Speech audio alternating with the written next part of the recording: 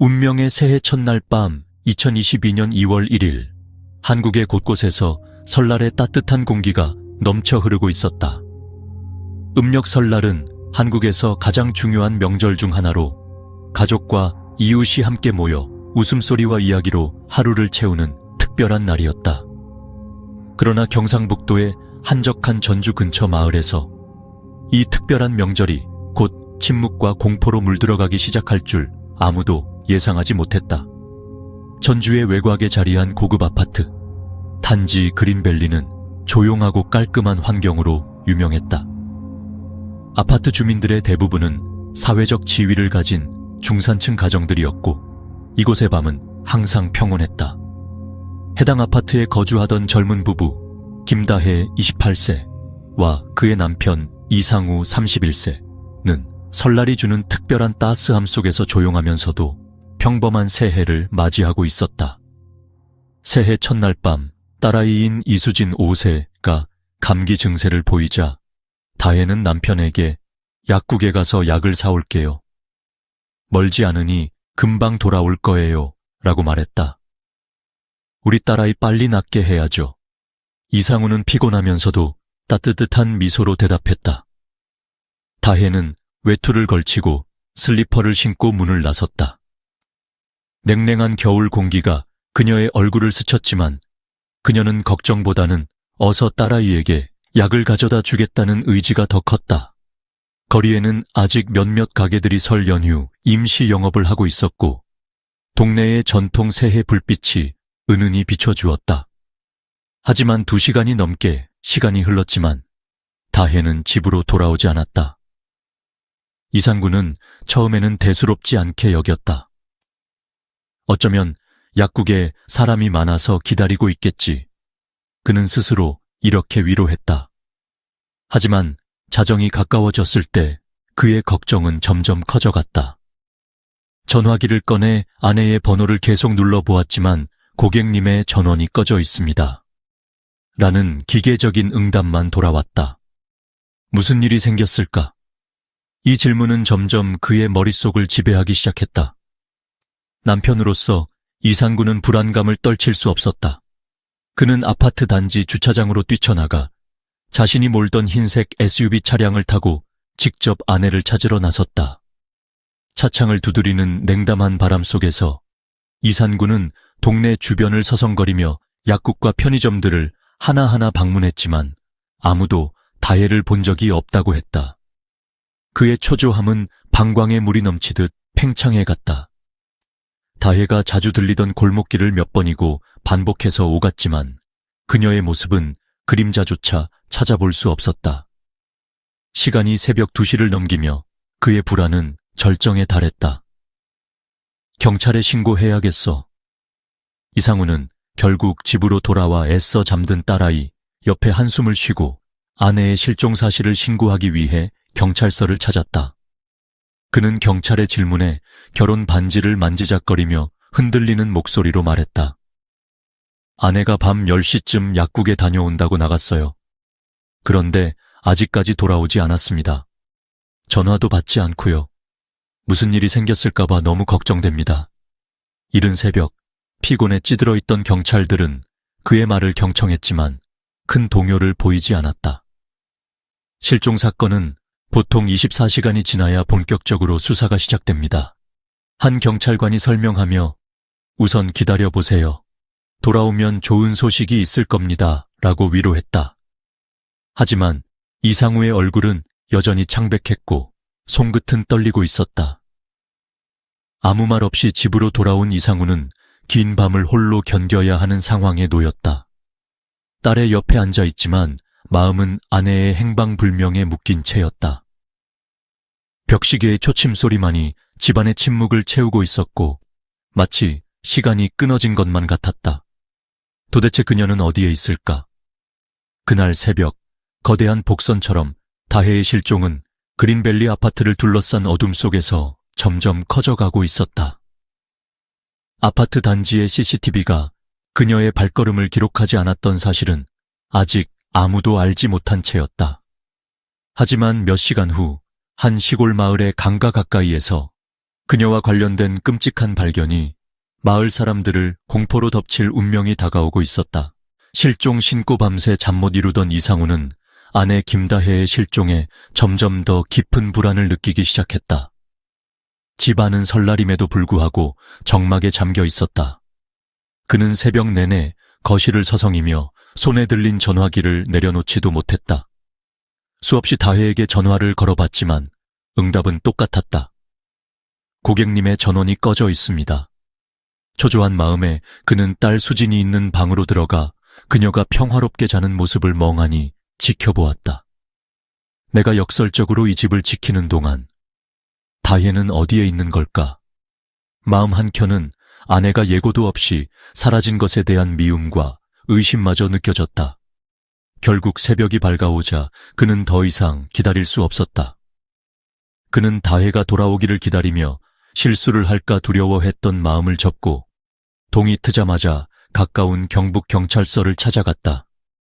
날씨는 여전히 스산했고 길거리는 설날 아침 특유의 적막감과 차가운 정적에 휩싸여 있었다. 경찰서에 도착한 이산구는 여전히 잠이 덜 깬 상태로 근무를 이어가고 있던 경찰관들을 마주했다. 그는 땀에 젖은 손을 바지에 닦으며 묵직한 목소리로 말했다. 제 아내가 어젯밤에 집을 나갔다가 돌아오지 않았습니다. 전화도 안 되고요. 경찰관 중 한 명이 의자에서 일어나 질문을 이어갔다. 아내분이 몇 시에 집을 나갔죠? 대략 밤 10시쯤입니다. 딸아이가 아파서 약국에 약을 사러 나간다고 했어요. 평소에는 가까운 약국에 갔다가 10분도 안 돼 돌아오곤 했거든요. 경찰은 그의 말을 적어가며 고개를 끄덕였다. 어떻게 생기셨나요? 신체적인 특징이나 입고 나간 옷 같은 거 기억하시나요? 이산구는 잠깐 멈칫했지만 곧 침착하게 말했다. 키는 약 160cm 정도 되고 어젯밤에는 갈색 코트의 안에 검은색 니트를 입고 있었어요. 신발은 슬리퍼였던 걸로 기억합니다. 그는 손을 떨며 말을 이어갔다. 얼굴은 아무리 생각해도 기억이 잘 안 나요. 바람머리를 한 그녀는 걱정스러운 눈빛으로 떠났어요. 그런데 아직 안 돌아오고 무슨 일이 생긴 게 틀림없어요. 경찰은 이상우를 잠시 진정시키며 설명했다. 보통 실종 신고는 24시간이 지나야 본격적인 수사가 진행됩니다. 가끔 이런 경우 아내분이 갔다가 일이 생겨 조금 늦게 돌아오시곤 하니까 좀 더 기다려보시는 걸 추천드립니다. 그들은 다혜의 신상 정보와 최근 사진을 요청하며 초기 조사를 위해 기록을 남겼다. 만약 하루가 지나도 돌아오지 않으시면 다시 찾아와 주세요. 이상우의 표정은 변함없었다. 그는 무력감 속에서 고개를 숙이며 문 밖으로 천천히 나섰다. 아내가 언제라도 돌아올 것이라는 대부분의 경찰 말처럼 단순한 실수나 오해로 끝나길 간절히 바랐지만 이상우의 가슴 속에서 느껴지는 불길함은 떠나지 않았다. 그가 다시 차를 몰고 아파트로 돌아왔을 때 눈앞의 새벽빛은 여전히 어두웠다. 아무 소식도 없는 다혜를 기다리는 긴 시간 속에서 그는 홀로 차창에 머리를 기대고 한숨을 내쉬었다. 그 순간에도 거리 한켠에서는 점점 커지는 침묵 속에 또 다른 움직임이 일어나고 있었다. 그러나 몇 시간 후 경찰서는 다시 한번 혼란에 휩싸이게 된다. 다혜를 찾아 나선 사람들 중 한 농부가 버려진 채로 발견된 누군가의 시신을 보고 충격적인 신고를 했던 것이다. 경찰서의 침묵은 그 사건의 첫 신호에 의해 산산조각 났고 그 순간 모든 시선은 새로운 비극의 방향으로 쏠리게 되었다. 강가 근처에서 발견된 끔찍한 진실 새벽이 밝아올 무렵 전주의 변두리에 위치한 한적한 시골 마을은 여전히 설날 특유의 차분함에 잠겨 있었다. 정막이 감도는 강가 근처에서 농부 최병수 57세는 새해 첫 작업을 위해 밭 근처를 서성이며 땅을 점검하고 있었다. 잠시 서서 강바람을 맞고 있던 그 순간 예상치 못한 상황이 눈앞에 펼쳐졌다. 아니, 저게 뭐지? 그의 시선이 강가 근처의 수풀에 멈췄다. 먼 발치에서 무언가 흰빛이 도는 둥근 형체가 어둠 속에 희미하게 빛나고 있었다. 호기심에 가까이 다가가던 최병수는 점점 심장의 고동이 빨라짐을 느꼈다. 잘못 본 것이라고 생각했지만 그것은 희미한 안개와 함께 더욱 뚜렷한 모습을 드러냈다. 그곳에는 한 여성의 시신이 차갑게 누워 있었다. 으악! 최병수는 공포에 질려 뒤로 물러섰다. 사람이야, 죽은 사람이야. 그는 충격에 빠져 몇 걸음 뒤로 물러나더니 곧바로 핸드폰을 꺼내 경찰서에 급히 전화를 걸었다. 경찰서죠? 여기 시신이 하나 있어요. 빨리 와주세요. 강가 근처입니다. 그가 시신을 본 순간 머릿속을 스치는 것은 단순한 공포뿐만이 아니었다. 어디선가 느껴지는 싸늘함과 설명할 수 없는 불길함이 마치 그의 심장을 쥐고 흔드는 것 같았다. 그가 떨리는 목소리로 경찰에게 주소를 설명하는 동안 주변에는 이미 소식을 듣고 모여든 몇몇 동네 사람들이 대체 무슨 일이래? 라고 웅성거리고 있었다. 현장의 충격적인 상태, 곧바로 신고를 접수한 경찰관들이 현장에 도착하였다. 그들은 곧바로 주변을 통제하며 접근을 막았다. 여성을 확인한 경찰은 한눈에 보기에도 시신의 상태가 심상치 않다는 것을 느꼈다. 피해자는 20험 30대 정도로 보이는 젊은 여성으로 몸의 하반신이 거의 나체 상태였다. 발에는 신발도 없었으며 피부는 새하얗게 얼어붙어 있었고 시신 주위로는 희미한 핏자국이 남아 있었다. 그중 몇몇 경찰은 잠시 눈을 돌리며 한숨을 쉬었고 일부는 마스크를 고쳤으며 조사에 집중했다. 머리 부분에 심한 외상이 있습니다. 강한 둔기로 가격당한 것으로 추정됩니다. 의학연구팀의 초동 보고가 이어졌다. 하지만 시신의 상태를 본 경찰들은 더 큰 의문에 휩싸였다. 또 이상한 게 있습니다. 한 경찰관이 시신의 손목을 가리키며 말했다. 손목에는 깨진 상태의 옥팔찌가 끼워져 있었으며 피해자의 다른 장신구들은 모두 그대로 남아 있었다. 이는 단순 강도살인의 가능성을 배제하게 하는 중요한 단서였다. 강가 인근의 땅바닥에는 가느다란 혈흔이 이어져 있었지만 그 외의 흔적은 어지럽게 흩어져 있었다. 경찰은 혈흔을 따라가며 시신이 여기서 처음 죽임을 당한 것이 아닐 수도 있다는 초기 결론에 도달했다. 현장 조작의 흔적이 보입니다. 경찰은 주변을 샅샅이 뒤지기 시작했다. 마을 사람들의 공포, 수많은 경찰차가 그 지역에 진입하고 줄을 친 채 현장을 봉쇄하는 광경을 본 주변 주민들은 점점 더 불안해졌다. 카메라를 들고 소식을 취재하러 온 기자들이 몰려들었고 평소와는 다른 긴장감이 공기 중에 떠돌았다. 마을 주민 중 한 명은 이렇게 조용한 동네에서 이런 일이 일어나다니요. 새해 첫날부터 마을이 저주라도 받은 건가요? 라며 떨리는 목소리로 말하기도 했다. 다해 신원 확인에 진전 피해자의 신원은 주변에서 발견된 옥팔찌를 통해 빠르게 확인되었다. 옥팔찌의 형태와 디자인은 어젯밤 남편 이상구가 경찰에 신고한 아내 김다혜가 착용하고 있던 것과 일치했다. 경찰은 즉각적으로 이상구에게 다시 연락을 시도했고 그를 경찰서로 소환했다. 이제 모든 시선은 김다혜를 아내로 둔 이상구에게 집중되고 있었다. 하지만 그 시점에서 경찰조차 아직 큰 그림을 전부 파악하지 못하고 있었다. 다혜의 죽음은 단순한 사고로 넘길 수 없는 더 깊고 잔인한 비밀로 엮여 있었다. 강가에서의 이 발견은 새해 초 평화로웠던 전주 마을에 곧 엄청난 충격을 불러일으킬 것이다. 경찰, 사건 수사에 착수하다.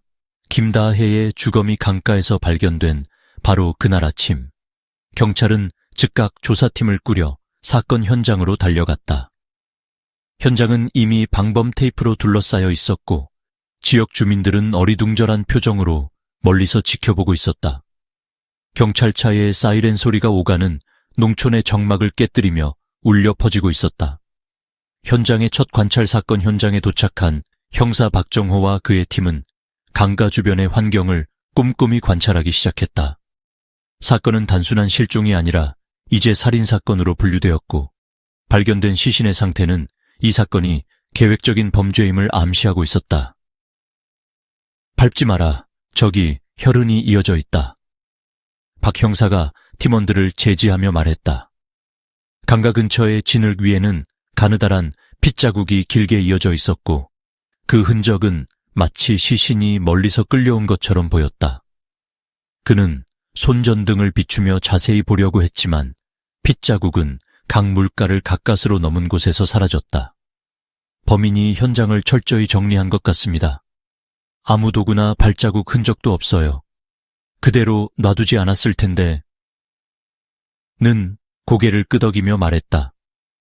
또 하나 박정호의 뇌리를 스친 것은 피해자의 의상이었다. 피해자의 상반신은 비교적 옷을 입고 있었으나 하반신은 거의 나체 상태였다. 강도살인처럼 보이기도 하였지만 이상했던 점은 피해자의 귀걸이와 목걸이 같은 장신구가 전혀 없어지지 않은 채 온전히 남아있었다. 법의학팀 도착 곧이어 법의학 전문가팀이 현장에 도착했다. 피해자의 얼굴에는 몇몇 타격 자국이 있었고 가장 심각한 부상은 머리 뒤쪽이었다. 법의학 팀장은 둔기로 머리를 강하게 내려친 것 같습니다. 사망 원인은 급격한 출혈로 보이며 사망 시간은 대략 8시간 전으로 추정됩니다. 라고 간단히 소견을 발표했다. 그러나 피해자의 손목에서 발견된 깨어진 옥팔찌가 추가적으로 수사를 복잡하게 만들고 있었다.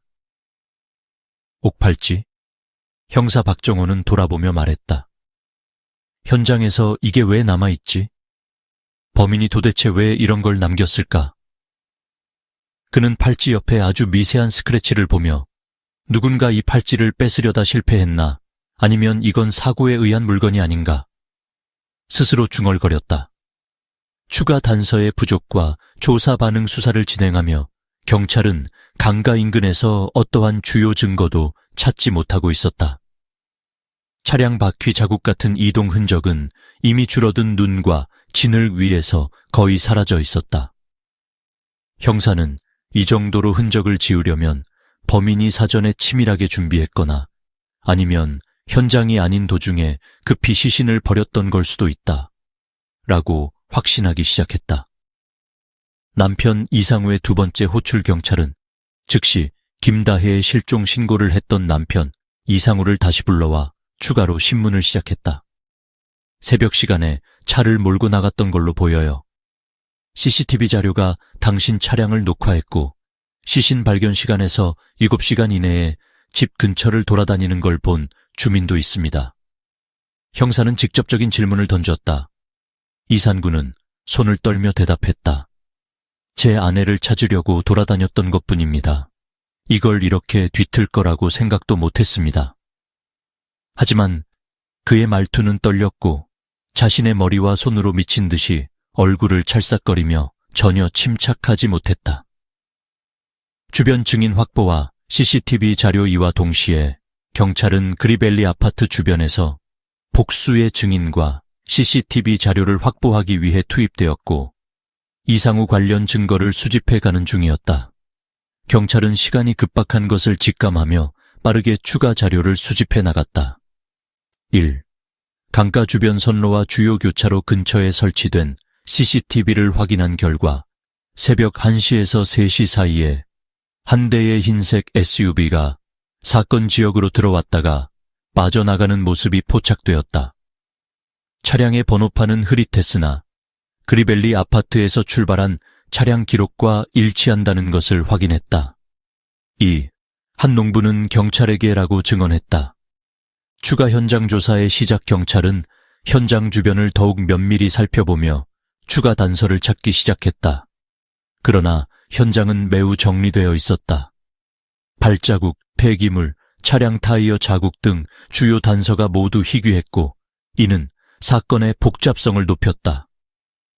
범인이 계획적으로 현장을 은폐한 흔적이 분명합니다. 한 형사는 강가 주변에 정돈된 상황을 보며 추가 의견을 제기했다. 범행이 충동적이라기보다는 치밀하게 계획된 살인일 가능성이 높습니다. 현장 조작과 첫 번째 의혹 강가에서 피해자 김다혜의 시신이 발견된 이후 경찰은 이 사건이 단순히 즉흥적이고 충동적인 살인이 아니라는 점을 점점 더 확신하게 되었다. 현장의 여러 정황 증거들은 철저히 조작된 흔적이 있었고 이에 따라 초기 수사 방침이 급격히 달라졌다. 수상한 현장의 단서들 사건 초기에 경찰은 피해자의 시신 상태와 강가 주변에서 발견된 여러 단서를 철저히 살폈다. 하지만 여기서 경찰들은 몇 가지 이상한 점들을 발견하기 시작했다. 1. 강가 근처 진흙 위에 남아있던 혈흔이 마치 누군가 일부러 남긴 것처럼 어색하게 흩어져 있었다.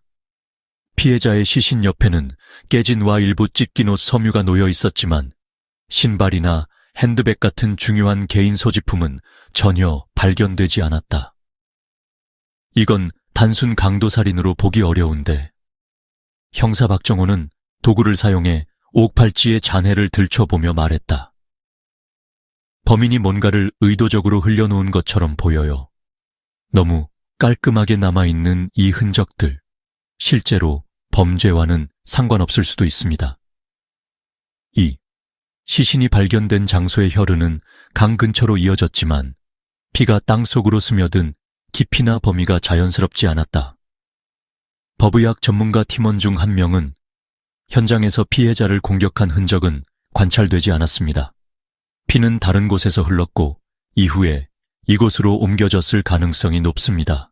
라며 설명을 덧붙였다. 3. 김다혜의 시신은 마치 누군가 의도적으로 올려놓은 것처럼 뻣뻣하게 눕혀 있었다. 살인사건 현장이었다면 몸부림이나 저항의 흔적이 남아야 하지만 이런 흔적은 전혀 발견되지 않았기에 더욱 수상했다. 현장 조작의 의혹 경험 많은 형사 박정호는 이 모든 정황을 기반으로 현장이 실제 범행 장소가 아니라는 이론을 제시했다. 범인은 일부러 우리의 시선을 흐리려고 현장을 만들었을 가능성이 큽니다. 조사팀은 이 가설을 중심으로 추가 증거를 찾으며 주변에서 이동 경로를 재구성하려는 작업에 돌입했다. 무엇보다 김다혜가 숨진 장소는 전혀 다른 곳일 가능성이 점점 더 커지고 있었다. 첫 번째 의혹, 남편 이상우 경찰 수사는 자연스럽게 김다혜의 남편 이상우로 향했다. 아내가 실종된 날 새벽부터 새벽 4시까지 그가 운전한 흰색 SUV가 강가 근처에서 포착된 CCTV가 중요한 단서로 떠올랐다. 아내가 돌아오지 않자 그녀를 걱정해 스스로 찾으러 나섰다고 주장한 이상우. 하지만 그의 행동에는 몇 가지 의문점이 있었다. 4. 이상우는 경찰 진술에서 약국을 비롯한 곳곳을 찾아다녔다고 했지만 확인된 CCTV 영상과 그가 주행한 경로는 그의 설명과 맞지 않았다. 예컨대 새벽 2시경 그는 약국 방향이 아닌 강가 근처의 외진 길로 차를 몰고 간 것이 포착됐다. 5. 조사 도중 이상우는 어쩐지 지나치게 긴장한 모습을 보였다. 질문에 정확히 대답하지 못하며 휴지로 손에 땀을 닦거나 목소리를 떨며 말을 흐렸다. 아내를 찾는 남편이 왜 이렇게 불안해 보이는 거지? 형사 박정호는 조용히 동료들에게 속삭였다. 6. 경찰은 이상우의 흰색 SUV를 전문적으로 수색했다. 차량 뒷좌석, 특히 트렁크 쪽에서 발견된 미세한 혈흔이 매우 중요한 단서로 떠올랐다. DNA 검사 결과 피해자의 혈액과 일치합니다. 법의학 분석 결과가 나오자 수사의 흐름은 급격히 그를 범인으로 의심하는 방향으로 전환되었다. 다른 용의자는 없는가? 하지만 경찰은 한 가지 점에서 여전히 신중했다. 다혜의 죽음이 정말 남편에 의한 범죄라면 단순한 가정 내 분쟁으로 인해 숨진 것인지 혹은 더 복잡한 다른 이유가 존재하는지 결론 내리기에는 충분한 증거가 부족했다. 특히 경찰은 다음과 같은 가능성을 새로이 열어두었다. 7. 옥팔찌가 이렇게 선명히 남아있다면 누군가 훼손된 물건을 통해 무엇인가를 은폐하려는 목적이 있었을 겁니다.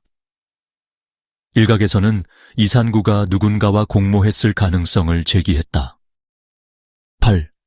남편과 아내 사이의 관계는 왜 이렇게 비극으로 끝났을까? 다혜의 주변 지인들로부터 조사한 결과 그녀가 최근 몇 주간 극심한 스트레스 상태에 있었다는 진술들이 드러났다. 이는 단순 우발적 살인뿐만 아니라 더 깊고 어두운 범죄 시나리오를 암시할 수 있었다.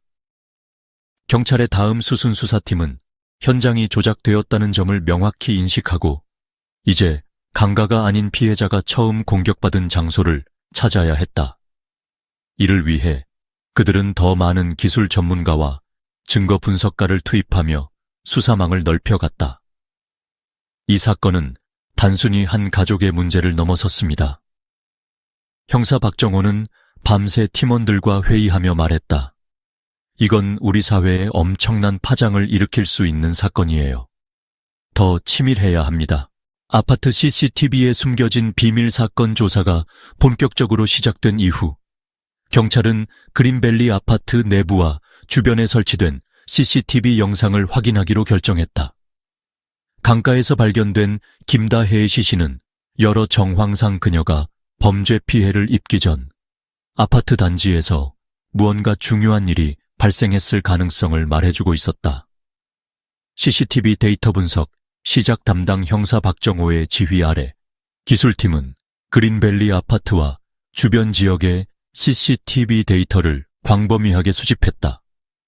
그린밸리 아파트는 고급 주거 단지로 여러 보안용 카메라가 각 출입구와 주요 교차로를 감시하도록 설치되어 있었고 이는 매우 중요한 단서가 될 수 있었다. 다혜 씨가 마지막으로 목격된 시간은 실종 당일 밤 10시경입니다. 약국에 가겠다며 집을 나갔다고 합니다. 그녀가 아파트를 벗어나는 장면이나 주변 동선을 찾아야 합니다. 박정호는 신중히 말했다. 영상에서 작은 단서라도 놓치지 마세요. 기술팀은 실시간 데이터를 검토하며 밤새 분석 작업에 몰두했다. 모든 출입구의 카메라 영상이 조심스럽게 하나하나 재생되었고 저녁 9시부터 새벽 1시까지의 모든 녹화 영상이 초단위로 조사되기 시작했다. 놀라운 발견, 김다혜가 아파트를 떠나지 않았다. 몇 시간을 꼼꼼히 분석한 후 기술팀은 큰 충격을 받게 된다. 이상합니다. 김다혜 씨는 아파트를 떠나지 않았습니다. 기술팀 리더가 말하며 영상을 다시 한번 재생했다. 분석된 CCTV 자료에 따르면 김다혜가 밤 9시 48분경 아파트의 13층 자택에서 엘리베이터를 타고 아래로 내려오는 모습이 확인되었다. 그녀는 1층에 내린 후 잠시 로비에서 주위를 둘러봤고 그 이후에는 아무 곳에서도 그녀의 모습이 포착되지 않았다. 그녀가 대체 어디로 갔죠? 이 영상에는 아파트 외부로 나가는 그녀의 모습이 없습니다. 남편 이상우의 SUV 움직임 다혜의 실종 당시 남편 이상우의 차량이 새벽 3시경 아파트 주차장을 떠나는 장면이 CCTV에 포착되었다. 지금 이 시간에 왜 혼자 운전을 나가는 거지? 박정호는 이 장면을 보고 의문을 품었다. 그의 SUV 차량은 아파트 입구를 빠져나가 강 근처 도로로 향했다. 게다가 새벽 4시 30분경 동일한 SUV가 다시 아파트로 돌아오는 모습이 또 한 번 포착되었으나 차량 안에 동승자가 있는지는 확인되지 않았다. 새벽 시간대에 이 움직임은 평범하지 않아 보입니다. 추가 단서, 엘리베이터 내부 영상 형사들은 다음으로 엘리베이터 내부 카메라 영상을 다시 검토하기로 했다. 이는 김다혜의 마지막 기록된 움직임을 더 명확히 하기 위해서였다. 영상 속에서 다혜는 담담한 표정으로 엘리베이터 버튼을 누르고 있었으며 손에는 작은 핸드백을 들고 있었다. 그녀가 내린 1층에서는 6초간 같은 장소에 멈춰 서 있었다. 무엇보다 중요한 것은 같은 엘리베이터를 바로 뒤이어 탔던 인물이 있었다는 점이었다. 엘리베이터를 타고 12층에서 내려간 남자가 있었네요. 이 남자가 다혜 씨가 사라진 직전의 마지막 동선에 있었습니다. 영상 속 인물은 중년 남자로 검은색 모자를 눌러쓰고 있어서 얼굴이 선명히 보이지 않았다. 그는 빠르게 1층을 지나갔으며 외부 카메라에는 그가 단지를 떠나는 모습은 포착되지 않았다. 숨겨진 연결고리와 의심 박정호 형사는 이 모든 정황이 단순한 실종 사건만은 아니라는 확신을 가지기 시작했다. 아파트 내부에서 뭔가 벌어졌습니다. 누군가 다혜 씨를 강제로 데려갔거나 아니면 더 복잡한 음모가 숨어 있습니다. 그는 팀원들과 함께 의논하며 새로운 가설을 세웠다. 1. 아파트 내부의 몇몇 카메라는 특정 지역을 제대로 감시하지 못하는가 있었다. 예컨대 후문 계단과 쓰레기 처리장이 그중 하나였다. T. CCTV 영상 속 모자를 쓴 남자는 경찰의 주요 용의자로 떠올랐다. 그는 의도적으로 얼굴을 가리면서 다혜의 동선을 따라갔고 이후 사라진다. 그가 이웃 주민인지 혹은 외부에서 침입한 사람인지는 아직 알 수 없었다. 3. 남편 이상우의 차량 움직임과 다혜의 실종 사이의 관련성이 너무도 뚜렷했다. 하지만 현재 남편을 단독 용의자로 단정짓기에는 여전히 증거가 부족했다. 경찰의 다음 단계 이제 경찰은 아파트 내외부의 모든 가능성을 집중적으로 조사하기로 결심했다. 특히 다음과 같은 실행 계획이 세워졌다. 4. 아파트 주변의 다른 도로와 건물 CCTV 네트워크를 활용해 이상우의 차량 이동 경로를 과학적으로 파악. 5. 아파트 주민 명단과 방문 기록을 대조해 영상 속 남자의 신원을 밝혀내기 위한 작업. 6. 엘리베이터에서 1층으로 이동 후 다혜가 사라졌던 점을 기반으로 사각지대를 철저히 재검토하고 실종 순간의 재구성을 시도한다. 진실이 점점 드러날 겁니다. 이건 단순한 사건이 아닙니다. 박정호는 결연한 목소리로 말하며 조사팀을 독려했다. 첫 번째 용의자 김다혜의 시신이 강가에서 발견되고 초기 수사를 통해 드러난 증거들은 자연스럽게 피해자의 남편인 이상우를 첫 번째 용의자로 지목하게 만들었다. 경찰은 그의 차량 이동, 의심스러운 태도, 그리고 그가 과거에 보여준 행동들에서 이상한 점들을 찾아내기 시작했고 그를 정밀히 조사하기 위한 계획을 세웠다. 경찰의 첫 번째 신문 경찰은 이상구를 경찰서로 불러 신문을 시작했다. 그가 받은 첫 번째 질문은 사건 당일 새벽 그의 행동에 대한 것이었다. 이상우 씨 새벽 3시에 아파트 주차장에서 차량으로 나가는 모습이 CCTV에 찍혔습니다. 차로 어디를 가셨죠? 형사 박정호는 그의 눈을 똑바로 바라보며 질문했다. 이상우는 잠시 망설였다가 조심스럽게 말했다. 아내를 찾으려고 나갔습니다. 약국과 주변 지역을 다 돌아다녔어요. 그녀가 너무 걱정되었으니까요. 하지만 약국 방향으로 가지 않으셨던데요. 강가 근처로 이동한 기록이 있습니다. 그곳에서 무엇을 하셨죠? 박정호는 그의 진술이 의심스럽다는 점을 계속 지적했다. 이상우는 당황한 표정을 지으며 손을 주머니에 넣고 떨리는 목소리로 말했다. 저도 몰랐어요. 그냥 근처를 돌다 보니 그쪽으로 간 것뿐입니다. 제가 아내에게 무슨 해를 끼쳤을 리 없잖아요. 이상우의 의심스러운 행동 경찰은 그의 진술과 실제 증거 사이에 많은 모순이 있음을 감지했다. 이상우는 사건 당일 밤부터 새벽까지의 구체적인 행동에 대해 계속해서 명확히 설명하지 못했다. 게다가 그의 행동에는 몇 가지 더욱 이상한 점들이 있었다. 1. 이상우는 사건 당일의 일정을 설명하면서 자꾸 말을 번복하거나 기억이 나지 않는다며 동문서답을 했다. 예를 들어 그는 아내가 약국에 간다고 해서 금방 돌아올 줄 알았다고 말했지만 아내가 1시간 넘게 돌아오지 않았는데도 바로 찾으러 나가지 않았다는 점은 의문이었다. 또 새벽 3시에 갑자기 차를 몰고 어디론가 가야 했던 이유에 대해 명확한 답을 내놓지 못했다. 2. 이상우는 신문 내내 지나치게 긴장한 모습을 보였고 경찰의 눈을 마주치는 것을 피했다. 그는 자꾸만 휴지로 손에 땀을 닦으면서 질문이 이어질수록 손과 목이 떨리는 모습을 보였다. 형사 박정호는 동료에게 낮은 목소리로 말했다. 3. 경찰은 이상우의 SUV 차량을 정밀 조사했다. 예상대로 차량 뒷좌석과 트렁크에서 발견된 미세한 혈흔은 김다혜의 DNA와 일치했다. 이 혈흔은 단순히 실수로 남겨진 것이 아니라 누군가 차량을 사용해 시신을 옮겼을 가능성을 강하게 시사하고 있었다. 그의 과거 행동과 관계에서의 문제 경찰은 이상우의 과거를 조사하며 그와 김다혜의 관계에 균열이 있었음을 밝혀냈다. 특히 피해자의 가족과 친척들은 다음과 같은 진술을 제공했다. 피해자의 여동생 김혜진은 말했다. 그녀는 다혜가 몇 주 전 이상우와 심각한 언쟁을 벌였으며 부부 관계가 급격히 악화되고 있었다고 증언했다. 또 다른 가족 구성원은 이는 가정 내 갈등이 그의 성격 변화와 연관이 있을 수 있음을 암시했다. 이상우의 방어 이상우는 모든 혐의를 부인하며 자신은 무죄라고 주장했다. 저는 제 아내를 잃었습니다. 제가 얼마나 그녀를 걱정했는지 모릅니다. 차 안에 혈흔이 왜 거기 있는지는 모르겠지만 저는 아무 짓도 하지 않았어요. 그는 극도로 화를 내며 신문실 책상을 치기도 했지만 경찰은 그의 감정적 반응을 고의로 유도하려고 했다.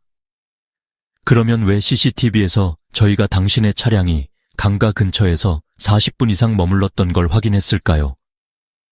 박정호가 차분히 묻자 이상우는 더 이상 명확한 대답을 하지 못했다. 결정적인 단서 이상우가 유력 용의자로 떠오르던 와중 경찰은 추가 증거를 확보하기 위해 그의 휴대폰을 검사했다. 그의 메시지 기록에서 발견된 것은 그가 직장 동료와 주고받은 다소 부적절한 문자였다. 다혜가 이걸 봤다면 분명히 화가 났을 거야. 박정호는 이 메시지가 사건 당일 부부간의 폭발적인 갈등을 촉발했을 가능성을 제기했다. 다음 단계, 체포 초읽기 경찰은 이산구를 더 압박하기로 결심했다. 차량에서 발견된 혈흔, 그의 알리바이의 부재, 그리고 부부 사이의 갈등은 그를 첫 번째 용의자로 더욱 강하게 지목하게 만들었다. 이제 선택은 단 하나뿐입니다. 무언가 숨기고 있다면 말하는 게 당신에게 더 좋을 겁니다. 박정호는 마지막으로 경고하며 신문을 마치고 추가 조사를 지시했다. 이제 모든 시선은 이산구가 정말 살인범인지 아니면 단순히 의심스러울 뿐인 무고한 사람인지에 쏠리기 시작했다. 여동생의 증언 사건의 진전이 지연되는 가운데 경찰은 피해자 김다혜의 여동생인 김혜진을 불러 추가적인 증언을 확보하기로 결심했다. 김혜진은 다혜의 가족 중에서도 그녀와 가장 가까운 사이였으며 사건 전에도 자주 연락을 주고받았던 인물이었다. 그녀의 증언은 다혜의 일상생활뿐 아니라 남편 이상우와의 관계에 대한 중요한 단서를 제공할 것으로 기대되었다. 여동생의 감정적인 대면, 김혜진이 경찰서에 들어온 순간 그녀는 눈에 보일 정도로 긴장한 모습이었다.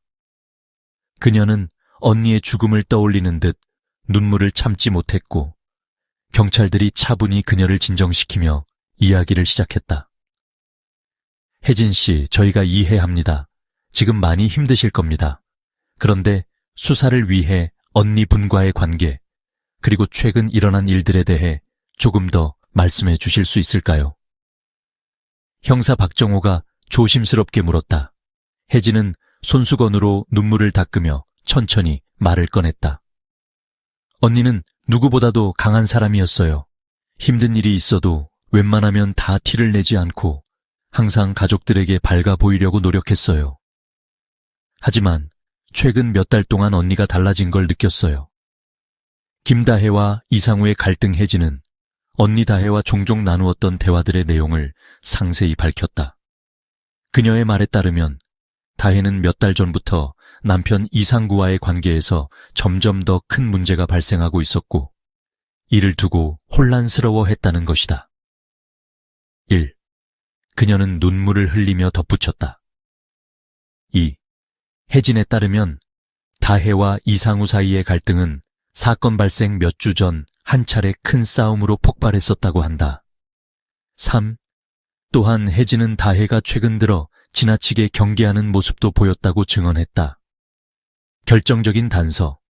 다혜가 남겼던 메시지. 경찰은 혜진의 증언 가운데 특히 한 가지에 주목했다. 사건 전날 밤 다혜가 혜진에게 짧은 문자 메시지를 보낸 것이다. 언니가 마지막으로 보낸 메시지는 혜진아, 나 오늘 뭔가 결심했어. 근데 혹시 무슨 일이 있으면 경찰한테 오빠 핸드폰 꼭 확인해달라고 말해줘. 이게 마지막 문자였어요. 혜진은 메시지를 보여주며 흔들리는 손으로 눈물을 닦았다. 박정호 형사는 이 메시지를 읽고 곧바로 팀원들과 논의에 들어갔다. 범인이 남편 이상우라는 것을 그녀가 알았던 건가?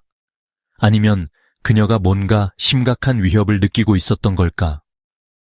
어쨌든 이 메시지는 우리에게 강력한 경고를 준 겁니다. 경찰의 추가 질문.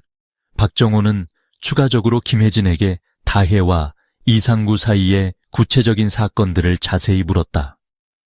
특히 다혜가 남편과 갈등 중 어떤 위협을 느꼈거나 이상한 점을 발견한 적이 있었는지 확인하고자 했다. 혜진의 진술은 여기서 한층 더 구체적이 되었다. 언니가 얼마 전 남편 차에서 이상한 점을 발견했다고 했어요. 트렁크 쪽에서 무언가 물건을 숨기는 것 같은 의심스러운 행동을 봤다고요. 그래서 오빠를 몰래 미행하려고 한 적도 있다고 했어요. 하지만 끝내 증거를 확실히 잡지는 못했어요. 박정호는 이 진술을 듣고 곧바로 이상우의 차량과 그의 행동 패턴을 재분석하기로 결정했다. 김혜진의 도움 요청. 혜진은 자신의 증언을 마친 뒤 경찰들에게 간절히 부탁했다. 제발 언니가 왜 이렇게 된 건지 밝혀주세요. 언니는 절대 이런 식으로 끝날 사람이 아니에요. 남편 때문이라면 그가 꼭 책임을 져야 해요. 제발 도와주세요. 혜진은 강한 어조로 말하며 눈물을 삼켰다. 조사팀의 새로운 전환점. 혜진의 증언은 경찰 수사를 한 차원 더 깊게 만들었다. 이제 이상우에 대한 의심은 단순히 행동의 모호성에서 벗어나 구체적인 동기와 증거 확보의 단계로 넘어가게 되었다. 박정호는 동료들에게 명령을 내렸다. 이제 그 남편의 모든 통신 기록, 차량 이동 경로, 그리고 내역을 전부 조사하세요. 아마 이미 결정적인 단서가 있을지도 모릅니다. 이렇게 여동생 김혜진의 증언은 사건의 감춰진 진실을 풀어나가기 위한 중요한 열쇠가 되었다. 경찰은 그녀의 증언을 바탕으로 이상우를 더 강하게 압박하며 사건의 실체를 드러내기 위한 다음 단계를 시작할 수 있었다. 이상우 차량에서 발견된 이상한 증거. 경찰은 김다혜의 실종 당시 남편 이상우의 흰색 SUV 차량이 새벽 3시경 강가 근처에서 포착된 것을 확인한 이후 그의 차량에 대해 정밀 조사를 시작했다. 사라진 아내가 발견된 장소와 그의 차량 사이에는 명백한 연관성이 있어 보였고 차량 내부에서 어떤 단서가 발견될 가능성에 주목했다. 차량 정밀 수색 과정 수사의 책임을 맡고 있는 형사 박정호는 차량에 대해 더욱 면밀한 조사를 요구했다. 이 차량은 단순한 이동수단이 아닐 겁니다. 우리가 찾고 있는 중요한 진실이 이 SUV 안에 숨겨져 있을 가능성이 큽니다. 박정호와 수사팀은 차량을 압수한 후 과학수사팀의 전문가들과 함께 하나씩 단서를 추적하기 시작했다. 차량 내부와 트렁크를 중심으로 철저한 검사가 진행되었고 처음에는 아무것도 나오지 않을 것처럼 보였다.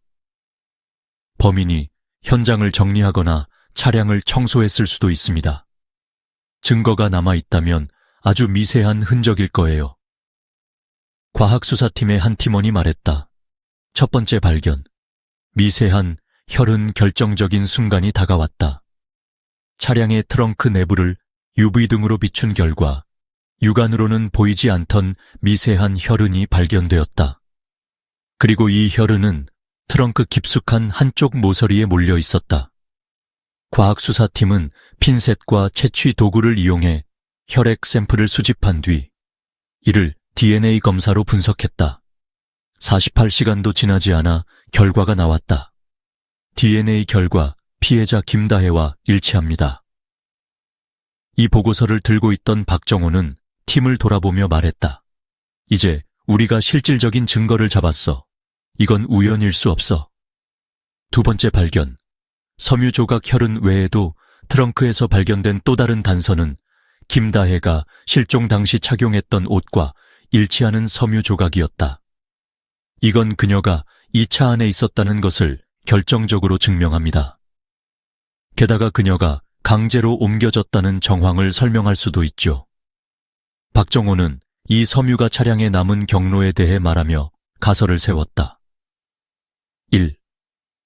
피해자는 사건 당일 밤 차량 트렁크 안으로 옮겨졌을 가능성이 크다.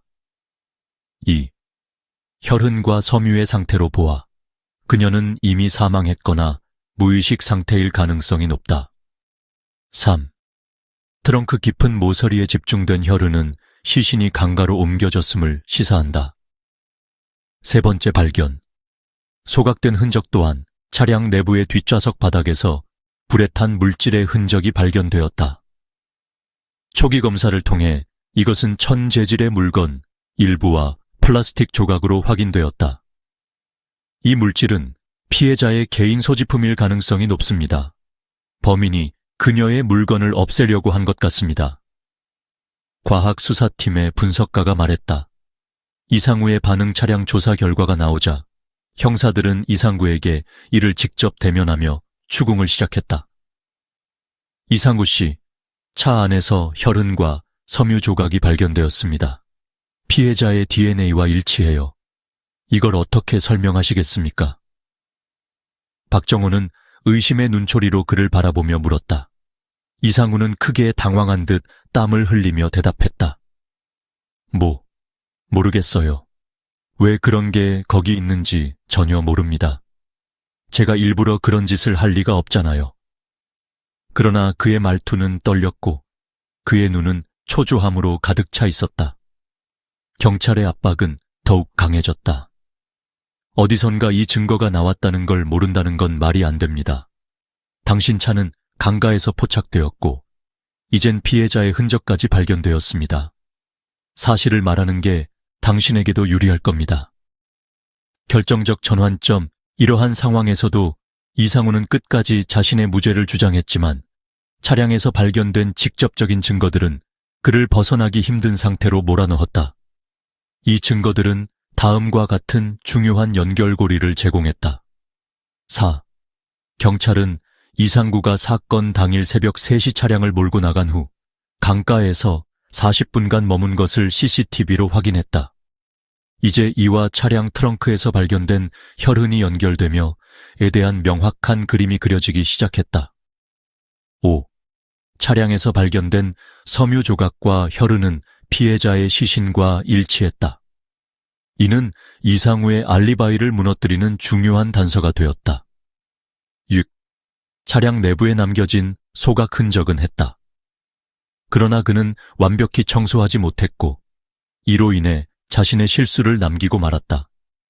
박정호의 최종 분석. 박정호는 사건 관련 모든 단서를 정리하며 결론을 내리기 시작했다. 이 차량은 단순한 이동수단이 아니었습니다. 이 사건에 중요한 진실이 담겨 있었고 우리는 결국 그것을 찾아냈습니다. 용의자는 이제 더 이상 숨을 곳이 없습니다. 소름 돋는 자백. 이상우는 처음에는 강력히 자신의 결백을 주장했지만 경찰이 점점 그를 압박하고 결정적인 증거를 하나씩 제시함에 따라 그는 마침내 거짓을 유지하기 힘들어지기 시작했다. 경찰의 꼼꼼한 조사와 증거물은 그의 방어를 서서히 무너뜨렸고 결국 이상구는 진실을 밝혀내기 위해 남몰래 감춰왔던 충격적인 사실을 털어놓기 시작했다. 긴장된 마지막 신문 이상구는 처음부터 경찰의 직접적인 질문에 명확히 대답하지 못하고 얼버무리거나 극도로 불안해 보였다. 그러나 경찰은 이번 신문에서 결정을 내릴 만한 핵심 증거를 들고 재차 압박했다. 이상우 씨, 이제 모든 증거가 당신을 지목하고 있습니다. 차 안에서 발견된 혈흔과 섬유 조각, 강가에서의 차량 동선, 그리고 피해자의 사망 시간과 완벽히 일치하는 타이밍. 이제 더는 숨길 여유가 없습니다. 진실을 말하세요. 형사 박정호는 강한 어조로 말했다.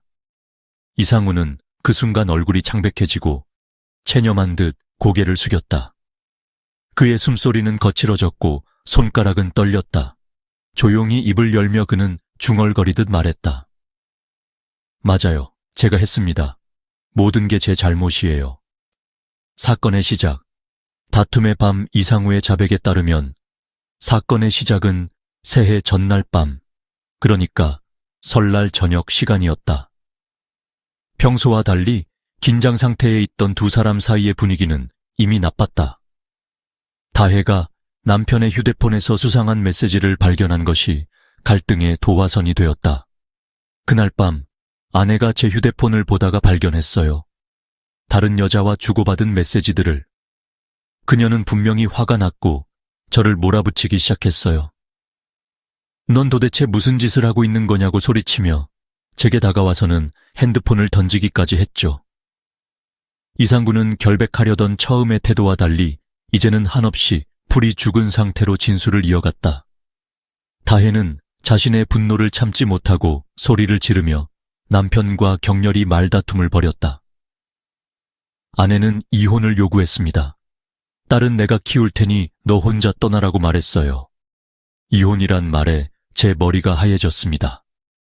모든 게 끝날 거라고 생각하니 참을 수가 없었어요. 충격적인 순간, 분노에서 살인으로 이상구는 자백에서 자신이 감정적으로 극도로 치달았던 순간을 설명했다. 아내는 저를 밀치며 계속해서 욕설과 비난을 퍼부었습니다. 하지만 제가 그 상황을 더 이성적으로 해결했어야 했어요. 그런데 그 순간 제 옆에 있던 공구를 집어들고 말았습니다. 그는 일종의 충동적으로 행동했으며 아내가 그를 공격하려는 순간 자기 방어 차원에서 공구를 휘둘렀다고 변명했다. 정말이지. 처음엔 그녀를 해칠 의도가 없었어요. 하지만 제가 공구로 그녀의 머리를 쳤고 다혜는 그 즉시 쓰러졌습니다. 피가 멈추지 않는 걸 보고 제 손이 떨렸어요. 그제야 제가 무슨 짓을 했는지 깨달았습니다. 그는 두 손으로 얼굴을 감싸며 말을 이어갔다. 모든 게 끝난 거라 느꼈고 너무 두려웠습니다. 그래서 제가 시신을 처리해야겠다고 생각했습니다. 현장 조작과 시신 유기 다혜가 사망한 이후 이상우는 그녀의 시신을 치우고 자신을 보호하기 위해 현장을 조작하기로 했다. 처음에는 누구에게도 들키지 않고 모든 걸 숨길 수 있을 거라 생각했어요. 그래서 그녀의 옷을 일부러 벗기고 그녀의 소지품을 불태워서 강도살인처럼 보이게 하려 했습니다. 이상우는 심야 시간에 자신의 SUV 차량을 이용해 시신을 강가로 옮겼다. 그녀를 트렁크에 실은 뒤 고속도로를 달리며 한참 동안 갈 곳을 찾았습니다. 그리고 강가를 발견했어요. 새벽에 아무도 없었기 때문에 거기에 시신을 두고 떠났습니다. 경찰이 저를 의심하지 않을 거라고 생각했죠. 그는 모든 계획이 완벽하리라 믿었던 자신의 행동에 스스로 놀라움을 표현했다. 하지만 제 행동이 너무 어리석었어요. 증거를 완벽하게 지우지 않았다는 걸 깨달았을 땐 이미 늦었습니다. 경찰의 반응 이상우의 자백이 끝난 후 박정호 형사와 수사팀은 침묵 속에서 그의 말을 경청했다. 형사는 깊게 숨을 들이마신 뒤 조용히 말했다. 당신은 순간의 감정 때문에 소중한 생명을 앗아갔습니다. 그건 어떤 이유로도 정당화될 수 없습니다. 경찰은 그의 진술을 공식적으로 기록하며 사건의 큰 퍼즐 조각을 맞추게 되었다. 이상우의 자백은 강력한 증거와 결합되어 사건을 종결로 향하게 만들었다. 소름 돋는 진실의 끝 이상우의 진술은 사건의 충격적인 전말을 드러냈지만 그의 목소리와 태도에서는 자책감과 공포가 뒤섞여 있었다. 그는 울먹이며 마지막으로 이렇게 말했다. 저는 그녀를 사랑했어요. 하지만 제 잘못된 선택들이 결국 그녀를 죽게 만들었어요. 제 딸이 앞으로 살아갈 때 저 같은 아버지를 기억하겠죠. 정말 모든 걸 돌이킬 수만 있다면. 그러나 그의 후회는 너무 늦게 찾아왔다. 냉혈한 살인자에 대한 판결 이상우의 충격적인 자백 이후 살인사건에 대한 조사는 급속히 마무리되었고 이제 법의 심판만이 남아 있었다. 그의 자백, 차량에서 발견된 증거물, 그리고 피해자 김다혜와의 갈등에 대한 여러 증언은 그를 명확한 범인으로 지목했고 담당 검사팀은 이를 바탕으로 법정에서 그에게 중형을 구형하기로 결정했다. 법정에서의 첫 심리사건의 법적 심리가 시작되던 날, 법정은 이상우의 자백으로 인해 이 사건에 큰 관심을 기울이고 있던 기자들과 일반인들로 붐볐다. 그는 고통스러운 표정으로 법정에 등장했지만 그의 얼굴에서는 여전히 죄책감과 후회가 느껴졌다. 검사는 첫 발언으로 사건의 잔인함과 이상우의 행동이 가져온 비극에 대해 설명하며 법정에 모인 사람들에게 이 사건의 중요한 사실들을 상기시켰다.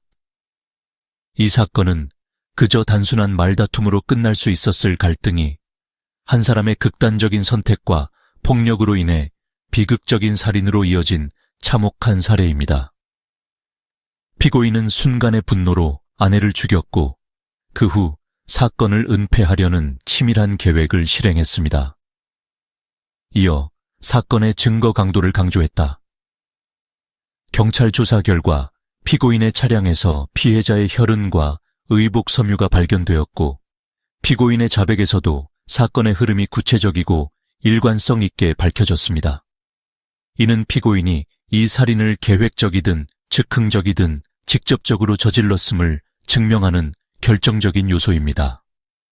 이상우의 변호와 반응, 이상우 측 변호사는 그의 범행이 계획적이지 않았음을 주장하며 순간의 감정 폭발로 인해 돌이킬 수 없는 일이 발생했음을 호소했다.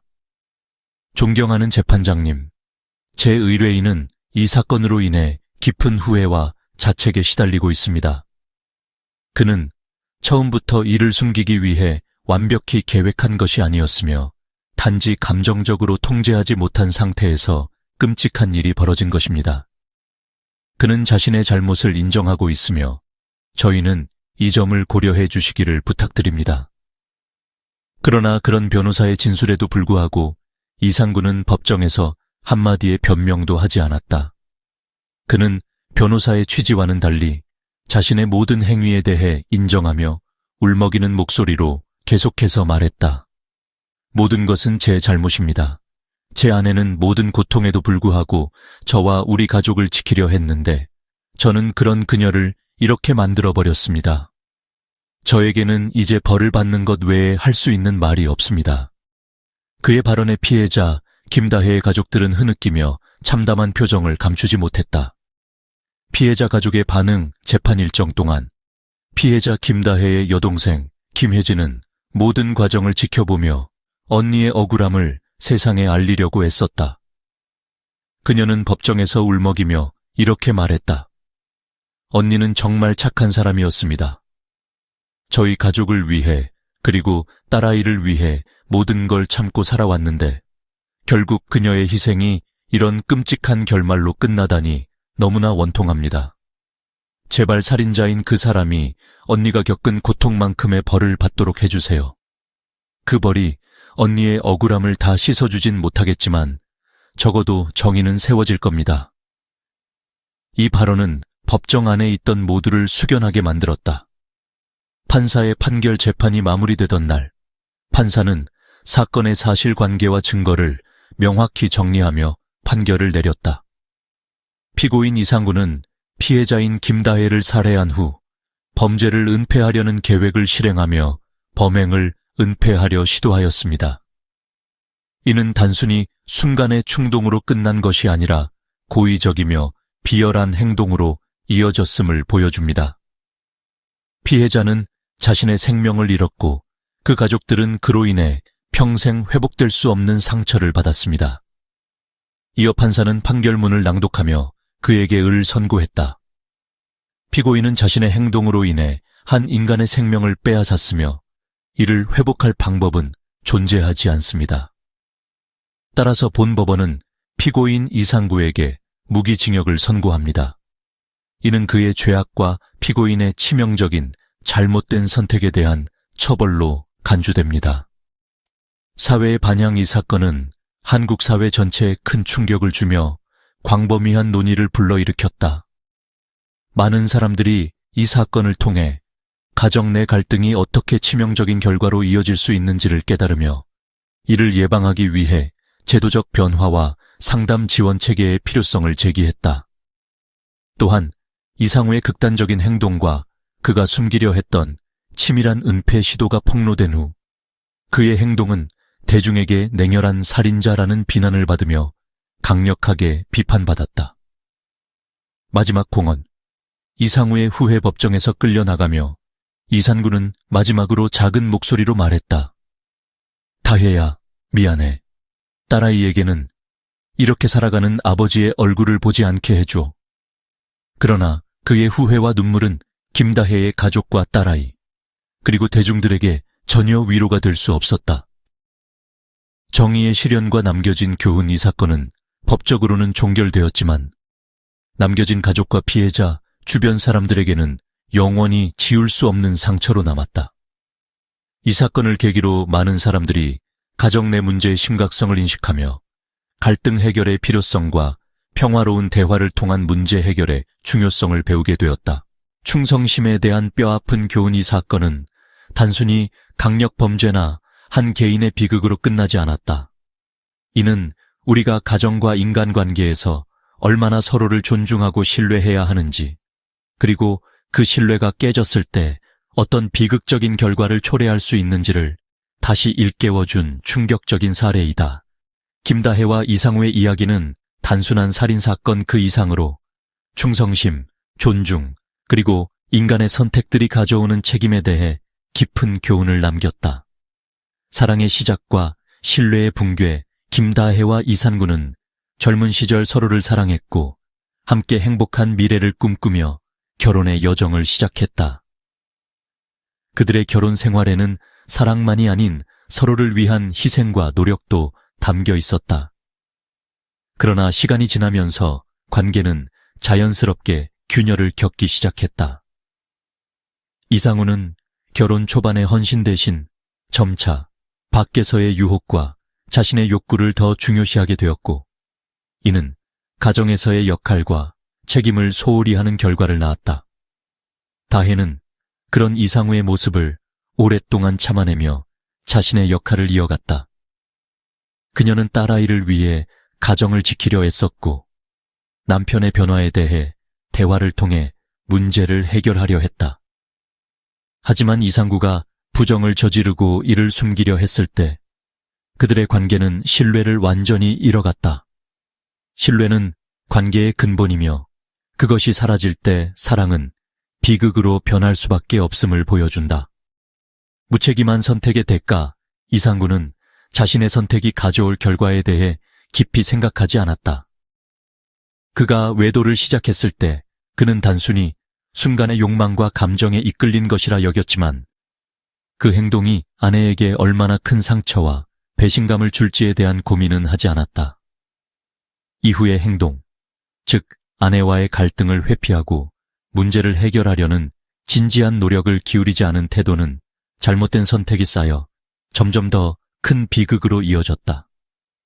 외도로 인해 신뢰를 잃은 다혜는 긴장과 불안을 느끼며 심리적으로 위축된 상태에 놓였고 결국 그들의 갈등은 폭발했다. 이상우는 그 순간조차 감정에 휘달려 이성을 잃었으며 파국적인 선택으로 인해 아내의 목숨을 앗아가고 자신의 인생까지 파멸시켰다. 불충성과 무책임한 선택은 결국 자신뿐만 아니라 주변 사람들에게 치명적인 피해를 남긴다. 이 사건의 교훈은 모두가 깊이 새겨야 할 메시지다. 가정 내 대화와 존중의 중요성. 이 사건은 가정 내에서 건강한 대화와 존중의 필요성을 절실히 느끼게 해준다.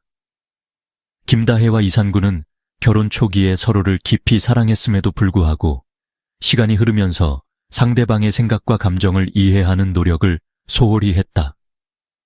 가정은 서로가 상처를 치유하고 의지할 수 있는 존재로 남아야 한다. 그러나 두 사람이 대화를 통해 갈등을 풀어나갈 기회조차 갖지 못하고 갈등이 깊어졌을 때 문제를 해결하려는 대신 숨기고 회피하려 할 때 가정은 더는 안전한 공간으로 존재하지 못하게 된다.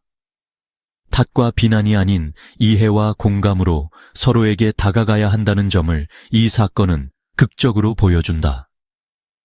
대화를 통해 문제를 발견하고 수정하려는 노력 없이 차곡차곡 쌓이는 갈등은 결국 폭발할 수밖에 없다. 는 점은 모든 이들에게 중요하다. 가정폭력과 심리적 신호에 대한 사회적 관심. 김다혜는 피해자가 되기 전 여러 차례 자신의 불안감을 주변에 호소한 적이 있었다. 그녀의 여동생 김혜진이 이야기한 바에 따르면 다혜는 남편이 뭔가 이상하다는 점을 느끼며 자신에게 다가오는 위기를 직감했으나 가족들에게 이를 구체적으로 털어놓지 못했다. 혹시 내가 없어지면 딸을 부탁한다는 그녀의 말은 단순한 농담이 아니었다. 그러나 사회는 종종 가정 내에 발생하는 이런 신호에 충분히 민감하게 대응하지 못한다. 이 사건은 가족과 주변 사람들이 피해자의 목소리에 더 귀를 기울이고 가능한 개입을 통해 문제를 조기 예방하는 것의 중요성을 강조한다. 사회적 관심과 지원 체계는 갈등을 예방하고 심각한 사건을 막을 수 있는 중요한 열쇠이다. 배신의 대가와 교훈 사랑과 신뢰는 인간관계의 가장 기본적인 원칙이다. 하지만 이 사건을 통해 보듯 배신과 무책임한 선택은 부수적인 문제가 아닌 비극 전체를 초래할 수 있는 치명적인 요소가 될 수 있다. 이상우의 선택은 단순한 개인적 결함일 수도 있지만 이와 같은 사례는 누구에게나 일어날 수 있다는 점에서 모두가 반성할 필요가 있다. 우리가 배우자와 가족에게 진실하고 책임감 있는 자세를 유지하지 않는다면 잘못된 선택은 돌이킬 수 없는 비극으로 이어질 확률이 크다. 모두에게 남긴 메시지. 이 사건은 단순히 이상우라는 개인의 파국적인 삶의 이야기가 아니다. 이는 모두에게 우리가 사랑과 충성심을 어떻게 유지해야 하는지, 그리고 서로를 얼마나 존중해야 가정의 평화와 안정을 지킬 수 있는지를 묻고 있다. 이 사건은 잘못된 행동을 시작하기 전에 자신의 행위를 되돌아보고 진짜 중요한 사람이 누구인지 다시 생각해야 함을 강조한다. 갈등이 발생할 때 이를 직면하지 않고 피하려는 태도는 갈등을 더욱 악화시킬 뿐이다. 대화와 공감은 모든 문제 해결의 첫걸음이다. 무엇보다 충성심, 즉 사랑하는 사람에게 항상 진실하며 존중하려는 태도는 모든 인간관계의 기본임을 이 사건은 다시 깨닫게 해준다. 이 사건은 단순히 하나의 비극적인 이야기로 끝나는 대신 사회와 개인 모두에게 깊은 고민거리와 반성을 남겼다. 그것이야말로 이 사건에서 우리가 배워야 할 가장 중요한 교훈일 것이다.